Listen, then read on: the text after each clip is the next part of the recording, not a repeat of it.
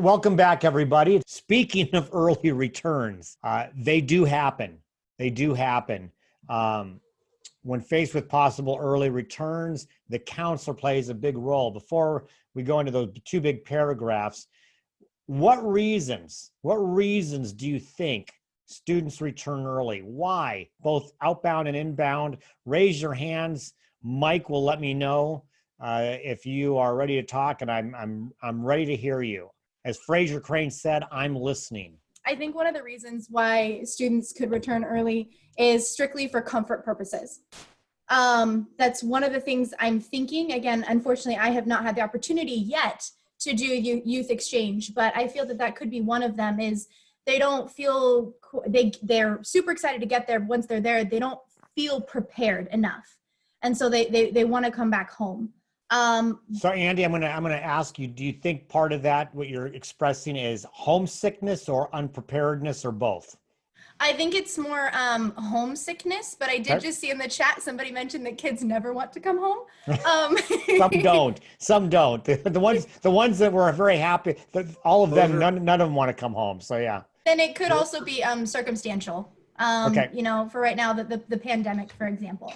But in all honesty, I'm just throwing out ideas, helping the dead space here. Thank you. Yeah, and aside from pandemics aside, so thanks, Andy. Yeah, so homesickness, we'll use that one. That's a great. That's definitely going to be one of them that you see on the next slide.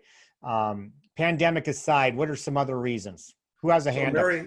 Mary Gorman said her kids never want to come home, and that's because the kids were properly prepared in most cases. Okay. The next question is from Jeffrey, so we'll bring Jeffrey up. So hopefully it's an answer to my question. What do you think, Jeffrey? Well, worst case scenario, we had a young man return because he was caught shoplifting. Okay. So that was not good. So behavior, I'm just gonna put some sort of illegal behavior that will bring you home quickly. Yes. What else? Who else has a hand up to You got answer? Paul coming up. Paul, talk to me. Well, we had a young lady go to Argentina, and unfortunately, no, I'm sorry, it was Chile. This was 2 years ago, and unfortunately, the circumstances that she found herself in were just not good. The family wouldn't let her into the home until they got home from work. It was about 9 o'clock at night. So she came back probably around Thanksgiving. So in my years of experience with youth exchange, one of the things that is kind of difficult at times is maybe the environment that the kids are going into in the districts they're going to may not be what we anticipated or expected. Okay.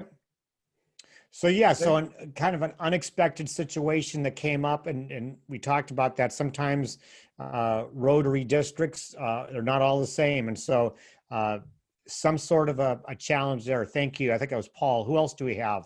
We have Kalia again. Kalia, you're up. Either like breaking any of the D's or even something. Yeah.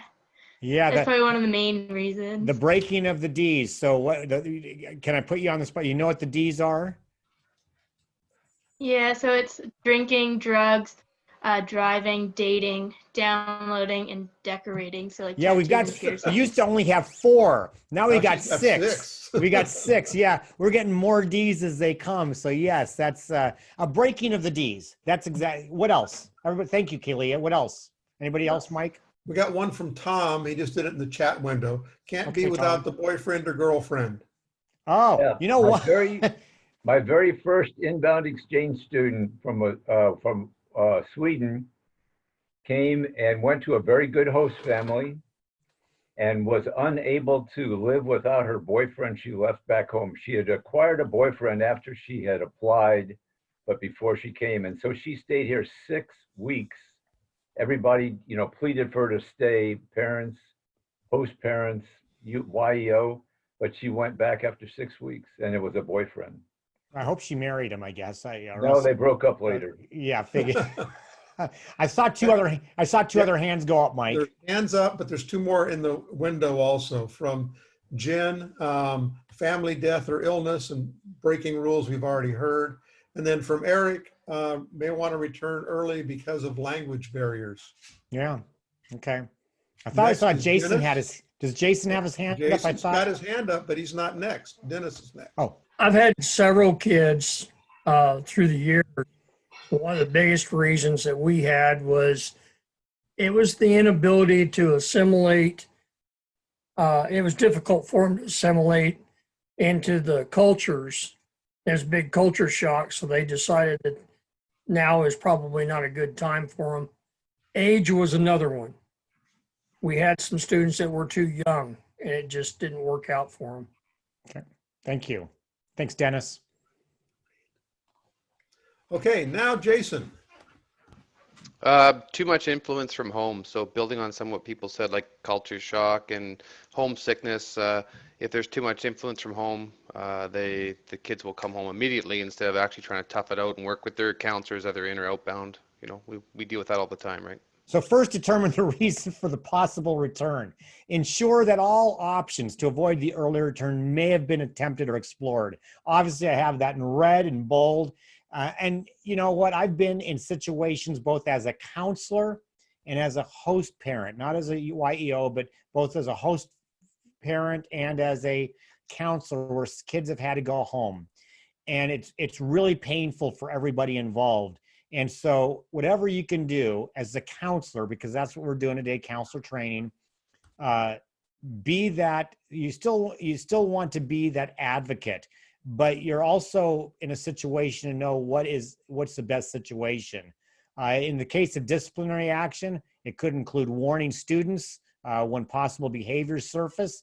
A lot of times it's just them knowing that something is up, conducting face-to-face interviews, prescribing corrective behavior, all of that, and working with the host family, host club, all of that. Early returns should be managed carefully, always with the full knowledge of the sending club and district. So whatever that cause of the early return, we don't want to send kids home, and ultimately, you as the counselor don't have that final decision. The final decision about kids going home, that starts going up to YEO and district. But what you are is you're there on the front line. You're the ground. You're on the ground, boots on the ground, so to speak. And you're usually that first responder. You're usually the first responder. Early returns. When faced with an early return, the district youth exchange officer and the inbound coordinator should take the following steps. Discuss the situation with the student. Ensure that all options, we talked about that, contact your counterpart in the sending district. That's going to be the youth exchange, the country officer. I'm going to talk about country officers here in just a second. Allowing the students to contact his or her parents, work with the sending district on any legal things, especially going travel itinerary back, help the student make any departure arrangements, notify any relevant government agencies, district governor or RI, and then make sure they get home. But I do want to go back. I mentioned the country officer. Counselors, even though the YEO is active with the country officers, you should know they exist. You know, Jason, who's just on, is a country officer for the district. We've got some really great country officers. And so they play a major part in early returns, both for the outbound and inbound. Department of State, and Mike, I may at some points in this ask you to maybe take some thoughts on this because you've dealt specifically with that. The Department of State is a major part of all of our training and all of the things that we do because of their critical role in the exchange process. Rotary counselors and club youth exchange officers come under the heading of DOS local area coordinators. Yeah, that's true in the U.S. only. The U.S. only. Mike, would you mind taking on this Sure. slide here and talking a little bit about it? Sure. So local coordinators are those people who are responsible for a youth exchange program in the United States. And all youth exchange in the United States has to be done with for the student exchange program we're involved in, has to be done with a J1 visa, but it requires a DS 2019 form that we fill out that has their host family information on it, who the sponsor is, And the sponsor in this case is Western State Student Exchange. So we're one district that's a member of Western State Student Exchange, but they are responsible to the Department of State for all of our inbound students. So Department of State requires a few things. They require that our local coordinators be trained in conflict resolution, in procedures for handling emergency and reporting emergency situations, know about child safety standards, and have appropriate information on sexual conduct codes, procedures on what to do in the event of an allegation, how to screen host families, and they have to complete that Department of State mandated training I mentioned earlier prior to their appointment. So before they are allowed to be youth exchange officers or counselors, they have to complete that local coordinator training, along with some other training and screening. One of the things I want to mention, when I did the last Rebound weekend, one of the questions we asked the students was this: was there ever a point that you felt like you wanted to come home? And I think it was nearly 100% said yes. So question 2 was, what kept you from coming home? Because we really thought that that was an important question, because as I think it was Mary Gorman said, nobody wanted to come home. It was usually early in the exchange, somewhere in that first 2 months-ish, 2 or 3 months. And there was just a challenge that came up. It could have been language, it could have been school, it could have been homesick, it could have been a lot of different things. And almost entirely everyone said, number one, didn't want to go back home and have to answer questions. Didn't want to have to go back and say, yeah, I quit. Didn't want to do that. Figured I'm going to find a way to persevere. And usually either on their own or with the help of a counselor, dealt with whatever issue they were, and were able to make it through that first stage. I think, Mike, you'd agree, there is a kind of a first stage where early on it can become really difficult. And so that was one. And then Jason Bradley wanted me to put out here to everybody, really important to keep the country officers in the loop. If you think students might want to come home or go home, if you are able to talk, if we are able to talk to our counterparts abroad, and in many cases can get the help the students need to save the exchange. Jason, thank you. Mike, do you want to talk? I want to give you the chance to talk a little bit more about the role of country officers and how counselors through the YEO or from them themselves can use those country officers as a resource. So before I do that, I want to riff off of what Jason said, that it's really important to keep the country officer informed. If you have a student who is talking about going home as a counselor, let your YEO know immediately and contact the country officer right then. Don't wait until a week, 2 weeks, 3 weeks later. Try to get the country officer involved very, very, very early on. There have been cases where we've had students that the issue was related to a host family situation or a school situation where we've been able to salvage the exchange by moving students to different host families or to different schools. So you really want to get the district team involved early on. The role of the country officer is critically important. They're the one that establishes the relationship with our counterparts in the other countries. They know a lot more about your students than anybody else, other than the student's own natural parents and possibly the counselor, if the counselor's doing a really good job. But the country officers know a lot about these students, and most of them have a lot of experience working in the youth exchange program. So they haven't seen everything. They're not the guy from the insurance company that's seen it all, done it all, but they've seen a lot of stuff and they know how to deal with a lot of situations. So they're an invaluable resource to your club for anything having to do with student issues. Yeah, and Mike, I'll just, before we go on to the next slide, I do want to just make a comment that I've come to over the last several years really value what the country officers can do. And they've kind of been a best kept secret at times. And that we want to make sure that that's not the case because counselors can really use them. Yeah. So And on this all of our next country slide, officers are really, really dedicated to the program and to youth exchange and to doing whatever it takes to make the program succeed. Jason is a prime example. yep, he sure is.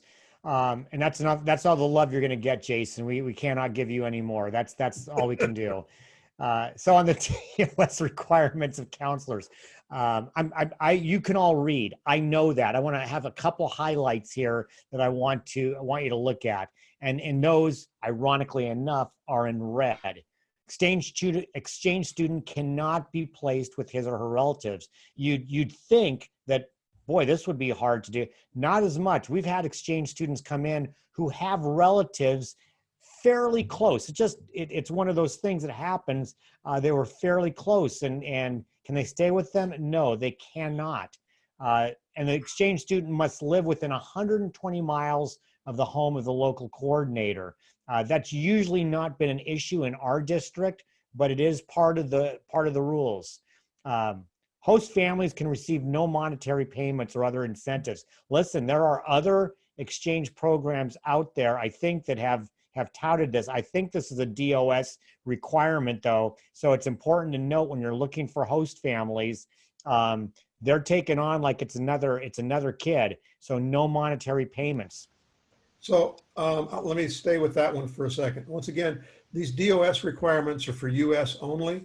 On the Canadian side, most Canadian Rotary clubs are paying, most if not all, are paying a monthly stipend to families hosting in Canada. In addition to the not receiving monetary payments, host families cannot be receiving government assistance. People or families that are receiving any form of government assistance cannot host also. Thank you. Yeah, I forgot there was a couple, Mike and I talked about that there's a couple where the United States and Canada are a little bit different. I know there's also some different rules in recruiting as well. So this part I think is US based. I think I've hit it on this page. Like I said, oh, go ahead. The kind of in the middle, the exchange students' government issued documents cannot be removed from their possession. There was a question earlier in this session or the last one about, can you take the student's passport? And the answer is no, you can't take the student's passport or DS 2019 for safekeeping. But if they offer them to you as the counselor or as the club YEO, you can safeguard them for the student, but you can't require the student to give them to you. Okay, thank you. All right, I'm going to move on. Mike, is there anything else on here that you want to focus on from DOS? Mary has commented that that last rule about the no monetary payments and not being on the dole, there's a lot of people right now who are temporarily on unemployment or payroll protection plan stuff. Yeah. So does that I get, well, we can talk more about, I don't want to bog that down, but that is interesting. All right. When problems arise, and you know what, when I used to coach high school basketball, and when it was in my first year, we hadn't even started the season, and there was a veteran coach who said, "Hey Dan, do you want to can I give you some advice?" And I said, "Absolutely, I'll take all that you can give me." And he said, "Here's the deal. In every season, you're going to experience a minimum of 3 crises. It's just some years you'll have more, but you'll always have at least 3. And the success of your season, not just if you win games or not, but if everybody has fun, will be determined on how you handle those crises." And he was right. And I would transfer that same thing over to youth exchange. If you're going to have a kid for a year in your country and also send a kid away for a year from your club to live in another country, issues will arise, and crises have different levels of height. You know, some of them are minor, some of them are major, but they are going to arise. And so we want to prepare you for those. First of all, you're not alone. You're not alone. As counselor, you're the front line, boots on the ground, advocate, confidant of the student. However, you're not expected to be able to solve every problem. You're part of an extensive team that includes the club, YEO, the club president, district chair, member, and so you have a team behind you. So I gave you some names here, and I guess the question kind of seems silly now that I gave you some. But go ahead and raise your hand. Raise your hand. Not only who's part of your team, but what can they do to help you? Some of those, maybe I'm going to change that to what can they do to help you? How can the YEO help you? How can the club president help you? How can the district chair? How can the rebound coordinator help you? Go ahead and raise your hands. I'm expecting that Andy's got her hand up soon because I know she'll go first for me. So I've given you some names. Who else could be part of your team, and how could these people help you? Honestly, the first thing that comes to mind with part of my team is not necessarily the Rotary Club itself, but for example, I have a 5-year-old. Okay, now when my 5-year-old gets older, he's part of my team. He's a youth. He's somebody who can connect. He's somebody that can, you know, he will have grown up in this. So family members, it's that connection. You know, somebody did just put in the chat, the youth protection officer. That's somebody who's part of the team. But it's really looking at who can connect, who can relate. Thank you very much, Andy. That's great. I like that the family members are part of the team. That's a great point. Who else? Anybody else have their hand up, Mike? We got Joe Quinn. Joe Quinn, talk to me.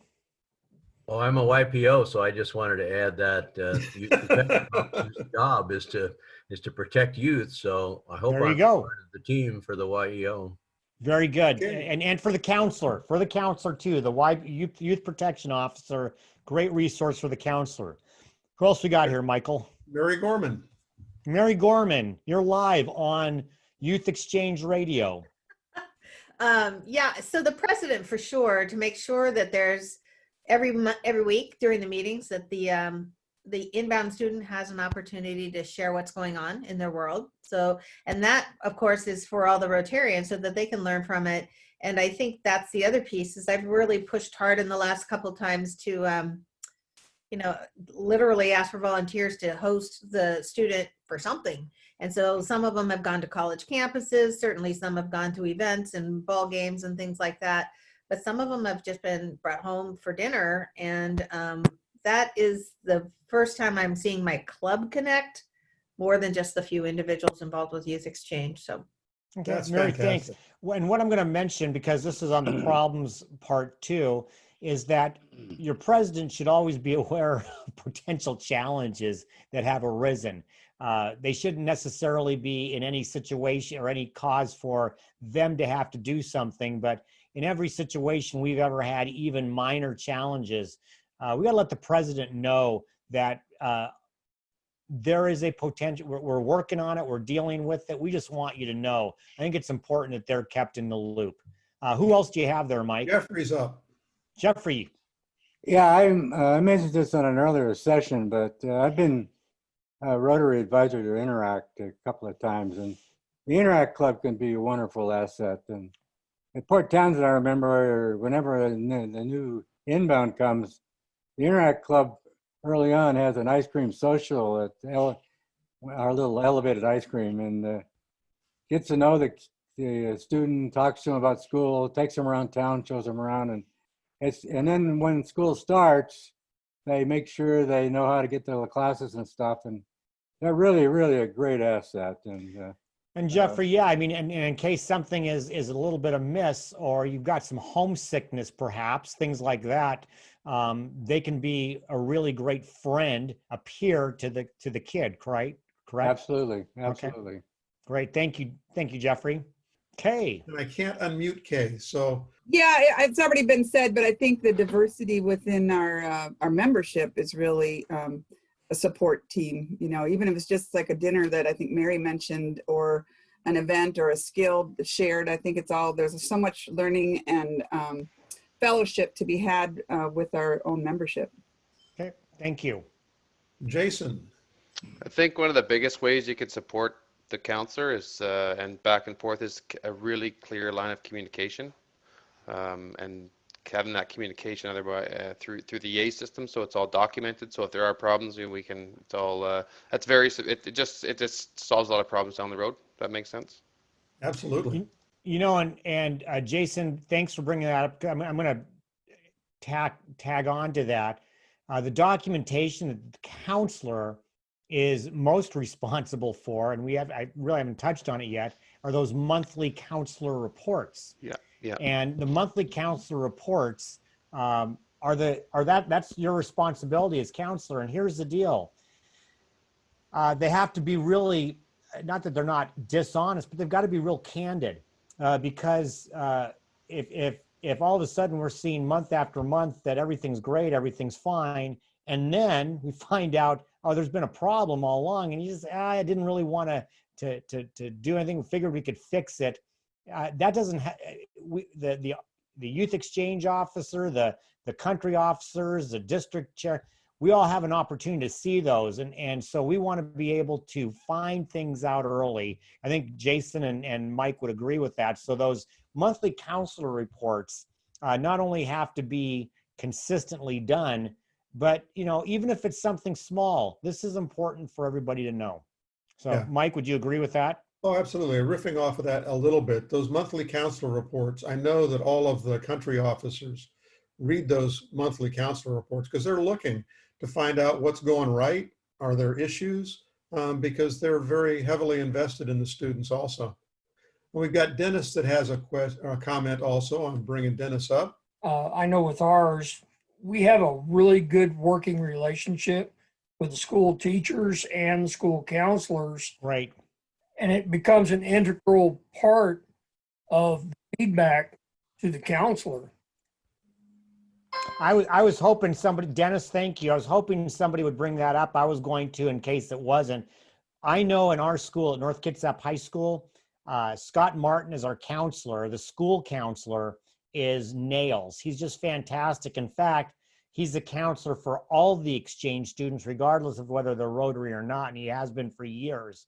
And so I know that I leaned on him, both as a counselor and as the youth exchange officer and as a host parent, a lot. He was an integral part of my team, and I would recommend that all counselors get to know that school counselor well. I think even being able to, if you have a possible Rotex group in the area with like some older members, possibly talking to them, because they might have also another outlook on what the issue might be and like an issue the student might be having. So that might be even like a possible chance to like understand it from the student's perspective as well, without having to like bring up issues with the exact student. Okay, Leah, you actually gave me an idea, so thumbs up for you. Thank you very much. The rebound coordinator should be on your list there. I'm the rebound coordinator. And in fact, something recently came up where we have, because of all these Zoom meetings, everybody is having them as a Rotary Club. There was a request for some prior rebounds or some rebound students to speak at some of the clubs about youth exchange. And so we are working to coordinate that. If you ever want any help from any of the rebound kids, I'm going to tell you they are eager to help. They want to help. They believe in this program. So get a hold of me. I can work as the agent. I only charge 10%. No, just kidding. I can work to broker that situation if you want them to come speak to your club, or if you have a specific as a counselor, maybe you have a student that was in a certain part of the world and you need to talk to somebody who actually lived through that. Say it was somewhere in, let's just say Brazil and there's nothing wrong with Brazil, but let's say it was Brazil and you want to talk to somebody who lived in Brazil, we can make that work. So the rebound coordinator can be your friend as well. What kind of problems could you expect to arise? This is a raise your hand again. So I do have a slide next that I have a bunch of these. What kind of problems might you expect as a counselor? Remember I said there are 3 crises every year. Name some crises that you could see happen on an exchange in the coming year. How about a worldwide pandemic? Yeah, that was not, I didn't have that one on before. So these are kind of rapid fire ones. Give me, COVID-19, it's out of the way. We got Rosemary. Rosemary. Okay. We have a student here this year who's one of triplets, and she wanted her triplet brothers to come to celebrate her birthday with her in February. That was a challenge. Okay. So let's just say, if they came, we would be responsible. Oh, and then her cousin would come with them for 3 teenage boys in this small town. And it was a challenge. We had to meet with her and talk with her about the reasonableness of that, what we'd have to provide, how many people would have to be involved. And she finally realized that it wasn't possible and that she would have many birthdays in her life without her triplet brothers, and this could be the first one. Okay. And all 3 host families got together and had a birthday party for her, so it worked out. Okay. But it was a big challenge when it first arose. So I'm going to say family. So problems with family, whether it's siblings or parents or things like that. So family could be an issue. Who else do we have, Mike? Kalia. Have issues with school, with like friends and teachers. Okay, with school and with friends, and maybe it's making friends, or it could be they're hanging out too much with friends. So friends, teachers, school. Who else do we have? Jeffrey. I had 3 guys that were all involved with athletics when they were at the schools, and I had one guy that was just having too much fun and his grades slipped, and he just wasn't eligible anymore. So you have to kind of make sure that they have their priorities straight if they're, as far as what they're doing with their time and their activities. Okay, academics. Who else do we have? Yeah. We got Jason coming up. Jason. Sort of building off what Jeffrey said, just the lack of interest in Rotary, lack of interest in school, just the general lack of interest in being here. They're here on a party visa, not on a student visa. Okay, thank you. Lack of interest. Dennis. Bullying is one of the biggest ones that I see around. Like bullying in schools and stuff, and it can create some major problems. Thank you. Bullying. Okay, thank you. Who else? Rosemary. Students isolating themselves in their rooms. Okay. Not getting involved with their family. Okay, and we've had situations with that before too. So isolation. Yes, a self-isolation, I should say, not the quarantine one, the self-isolation. What else? Okay, we got Kim, isolation, living in the country. And then also the family needs to back off and give time for them to acclimatize. We got Jeffrey. Okay, yeah, 2 quick ones. One is getting involved with a girlfriend too one of the D's, okay. And then the other, I had one guy whose parents got divorced while he was over here, which was hard, obviously. That's another D, a divorce. And Robert. The question I have relates to something that was in the chat that I responded to earlier, and that was someone who is too mature. And what I'm wondering about is I had thought about the exchange program as a gap program, which would mean that the student, it's no longer a student, the young adult, if they're eligible, that was one of my questions for the group, for you guys. If so, they're within the age limits, then it would open up another range of issues that we might have to deal with that are post-student. Some of them we've talked about, but it opens up other issues because of the age level. I'm just wondering if that's appropriate or not. So great question, and I'll take that one, Dan. Sure. We do have partners that will allow students that have graduated to go on exchange. As a rule, we will not allow students to go out after they've graduated because of the problems that we've seen in the past with the fact that they are already graduated. Well, I don't have to go to school. You can't make me go to school, etc. That creates a lot of headaches for our partners when that happens. And more often than not, I've seen that happen for graduated students. That's not to say that we won't entertain it, but we would very carefully screen that sort of a student. Okay. Hey, Mike, I caught that. I wanted to respond to this chat from Christine. She wrote, being sick or illness and hospitalization and wanting their family. Nobody's as good as mom when you're sick. I want to share about just a personal experience with an exchange student we had that we were hosting. Great student. We still have a wonderful relationship with him, and he actually had a terrific exchange, but he got hurt. In fact, he got hurt the skiing trip. He broke his ankle, and so he was in a cast for a while, and it was hard. You know, all of a sudden he was not able to do quite as much physically, and he went into a little bit of a depression. And it didn't last forever, and it didn't impact anybody, you know, the relationship really.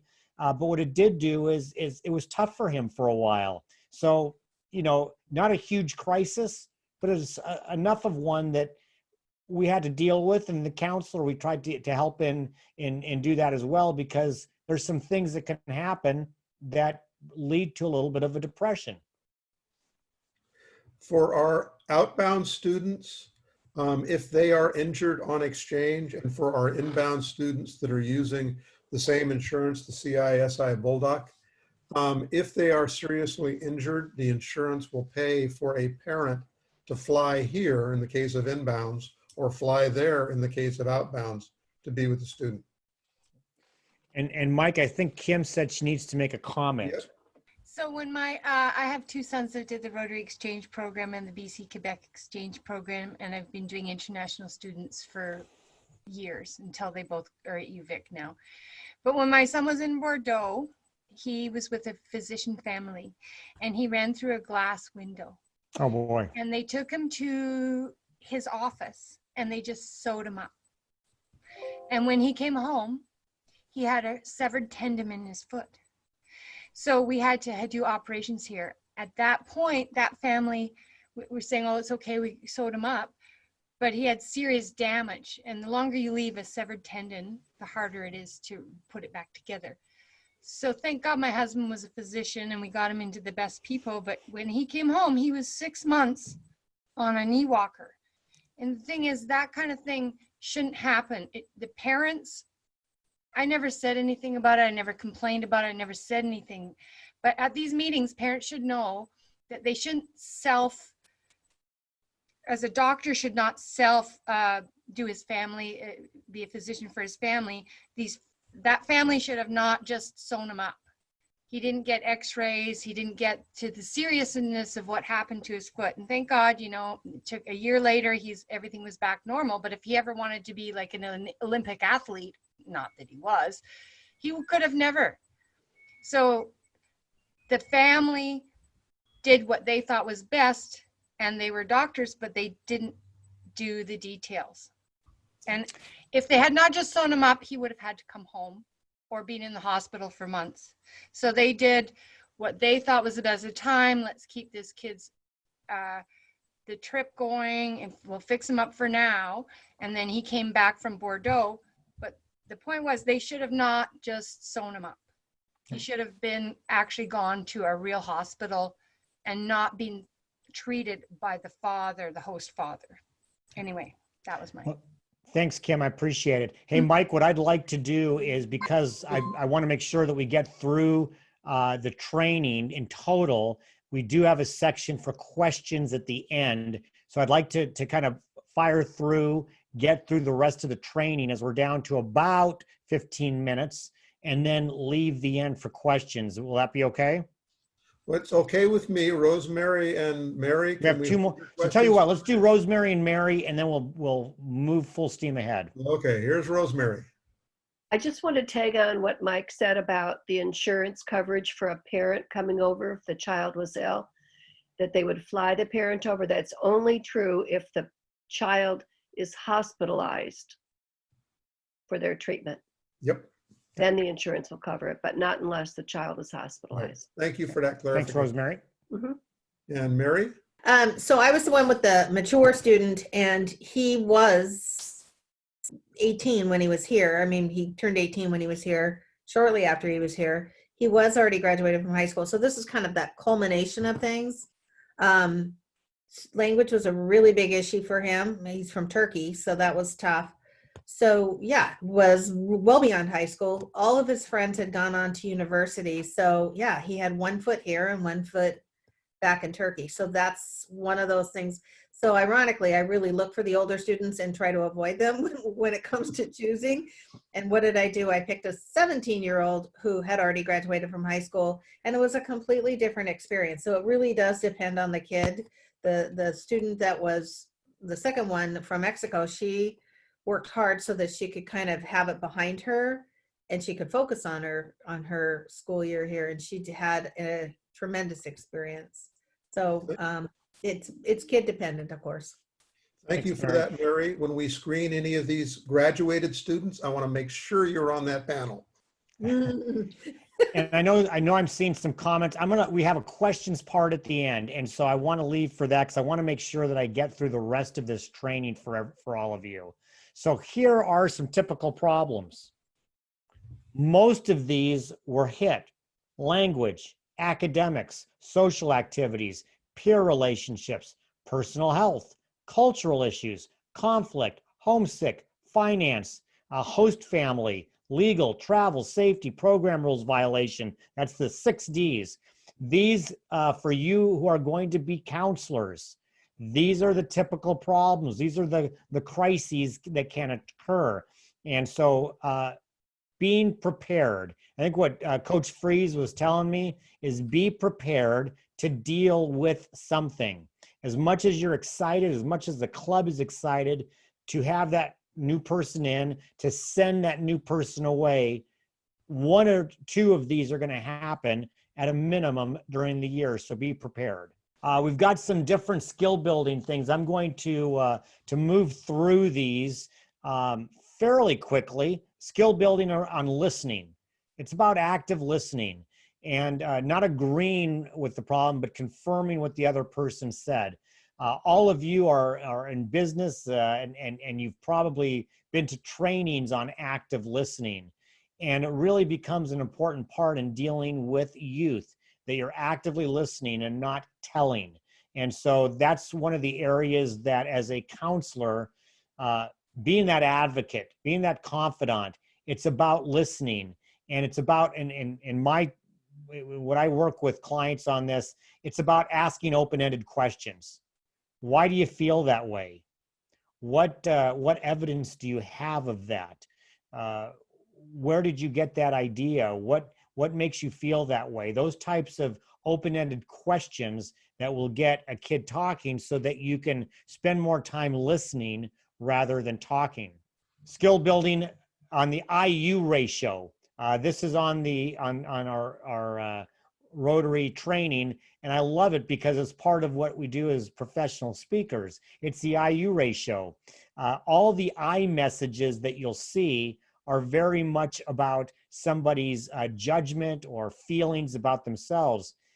Focus on you statements. The IU ratio means you should be saying you more than I. And so there's some examples in the training. We're not going to necessarily go through all of those right now because we don't have the time to, but the focus on you as opposed to I makes a huge difference in communicating with anybody, not only youth. Conflict resolution. We talked about active listening. We talked about the IU ratio. Talked about asking questions, especially open-ended questions. I've always thought if you ask a yes or no question, that might be the only answer you get back is yes or no. And in some cases, you need more information. So ask open-ended questions to kind of get to the root of the issues, especially when we are being criticized. If we think criticism is correct, we can diffuse the situation simply by agreeing. So the skill building of conflict resolution, and many of you, especially because of your work and your career and your businesses, are very good at this. Problem solving, especially on interpersonal problem solving, is challenging. Help a student deal with any of the typical problems that arise from that exchange. And we've got the list. You've got that list of all the potential challenges. A very useful interpersonal problem solving method is the win-win. In this method, an attempt is made to get parties in conflict to collaborate on identifying the problem, generating possible solutions, and then choosing and evaluating a mutually agreed upon solution. That's where the counselor comes into play, brokering and facilitating that. What is an emergency? Physical illness or injury. We had that with Michael when he broke his ankle. It was an emergency, but he was well taken care of. But any type of physical illness or injury, that's an emergency. Anything dealing with suicidal thoughts or statements of intent, we know that that's an immediate cause for concern. And that's when you go back as the counselor, you're not alone in this. This is where the YEO or the club president or the school counselor, everybody gets involved. Same thing with threats of harm to self or others. Whenever safety is at risk, emergency measures are called for, including potentially notifying law enforcement, emergency responders, or any responsible person. In my time as a host family, we had a young lady, we didn't know this at the time because it wasn't properly put on her application. She had an eating disorder. And the eating disorder wasn't evident initially, but it became that later on. That was an emergency. And what we needed to do, and which we did do, was get the counselor, the youth exchange officer, the president, the country officer, everybody involved. And that was part of the emergency response. Here's some best practices. Let me give you a few best practices as we move towards the end and into some more questions. Best practices. Oh, by the way, you can see my dogs, Captain Jack and Bella, there with Sydney. Captain Jack requires that he's in any presentation I ever give, so he's in. Best practices. Finding strong host families and helping those host families and the student to get assimilated quickly into that host family's life. Student interests. Find out what they like. It's amazing. Two things happen. Number one is you may have kids that have interests that need to be ongoing. We've had a lot of kids that were musicians and they bring their saxophone with them, or they bring their piano skills. Our current exchange student is a really great piano player. And fortunately, we've been able to help him throughout. And he's actually brought a lot of joy to those families with his piano playing. Club meetings and participation. Highly recommend that if at all possible, you kids go to all the meetings. We've been able to work out with the counselors at North Kitsap, because we have a morning meeting, that they're always going to be late to their first period class. And unless there becomes academic issues, which has really been rare, these kids are at the whole meeting and they get up in front of the club and talk. We highly encourage that. It really works well. They're ambassadors. And then again, I'm going to talk about reporting from a counselor perspective. Very, very important that those monthly count. By the way, your YEOs will love you. If you get your monthly counselor reports done on time, your YEOs will think you are the greatest. Quick, pardon the interruption. Become a counselor. You will still need, and somebody, I can't remember who brought this up, but you will still need to complete the online counselor course. Here's the good news.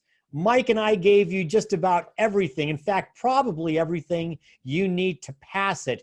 We know you can do it. So in summary, what you're doing as a counselor is incredibly important to your club. It's incredibly important to the district. And more importantly, it's incredibly important to these young people whose lives you are helping to change forever in a very positive way. You are superheroes. And thank you to all of you for your commitment to that. Do we have any raised hands or comments on questions? Comment. It was mentioned the cultural situation. My second son, when he first met me, he said, he was from Czech Republic. He says, we're not huggers. And part of, a lot of the times Rotarians will just automatically give somebody a hug, and it's not appropriate in some cases. So make sure that your club is aware of that. And that's why you take youth protection training, right, Mike? We talk about that in youth protection awareness training specifically. Yep. Yeah. Who else do we? I know Kaylia had something that she wanted to say. She said, "Can I make a comment?" I love Kim's. I got to learn not to hug anymore. 6 feet. Yeah, those 6 feet virtual. That's where we're gonna be. Okay, Dennis. This has been a great class. I've got one. We got a student that had, and this happened many years ago, but we had a student that their country, she was from the Ukraine, and at that time, they went into civil war.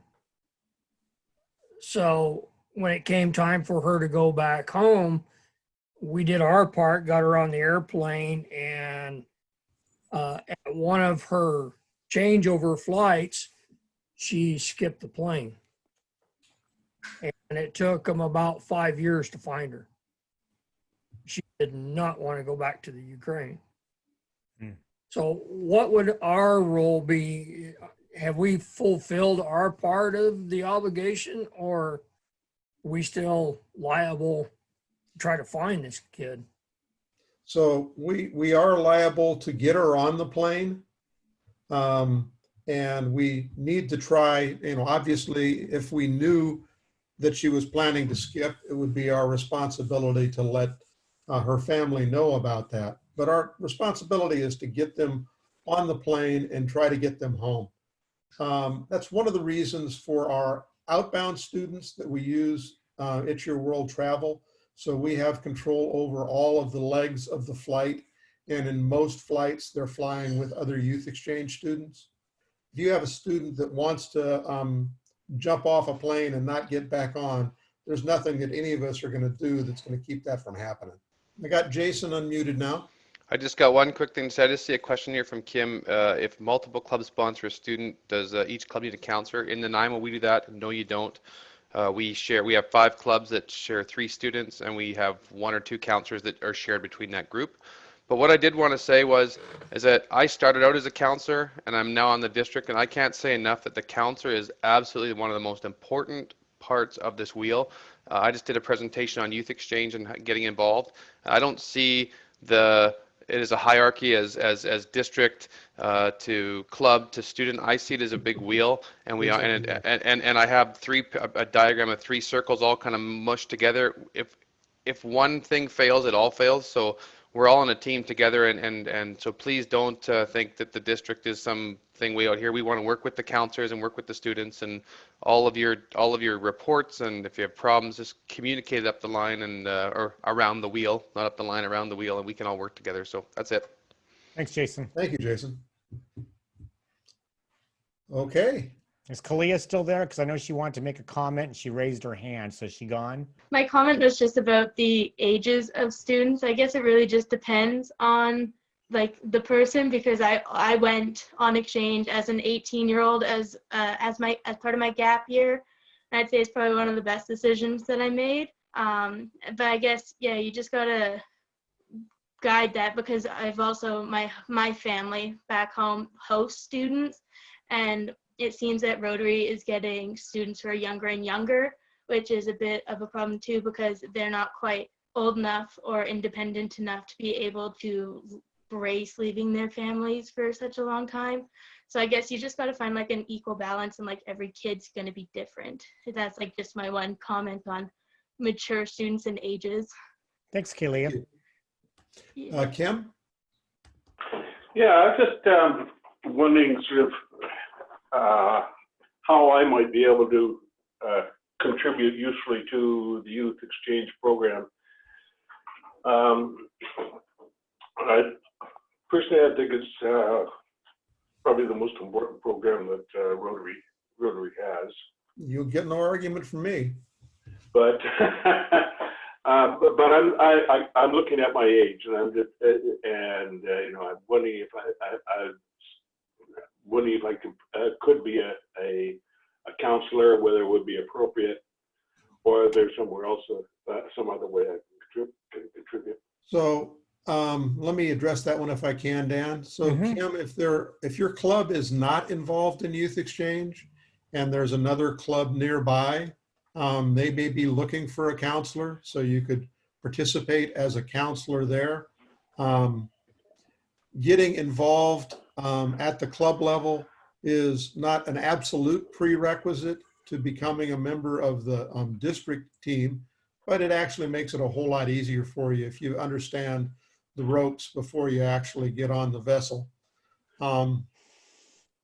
Jason, you got any comment on that?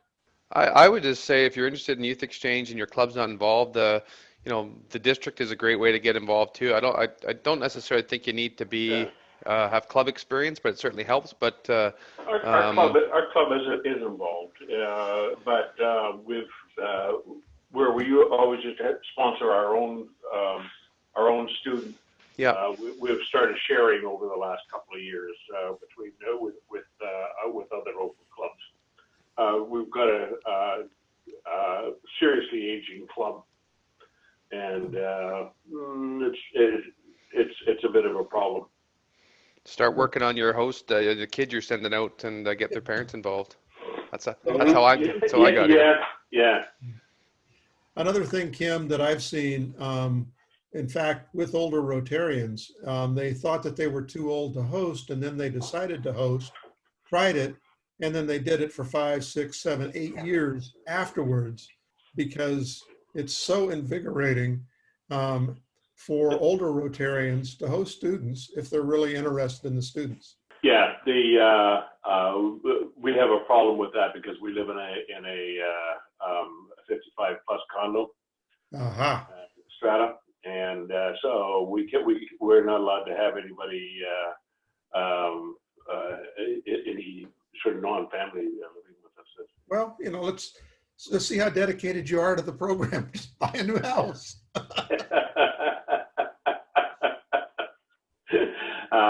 But yeah, I mean, I guess my question is, am I too old at 79 to be? Gosh, no. No. Gosh, no. Okay, I'll keep following along that route then. Okay. Yeah. Go ahead. Figure out how to lead. Oh, you're still there? Yeah, I I'm was still going here. to say to Kim, there are so many ways that Rotarians can be involved with the youth once they get vetted. They don't have to be the counselor. They can be the person who's helping them get socialized into the club. Yeah, definitely. Okay, well, if we have no other questions, thank you all very, very much for attending.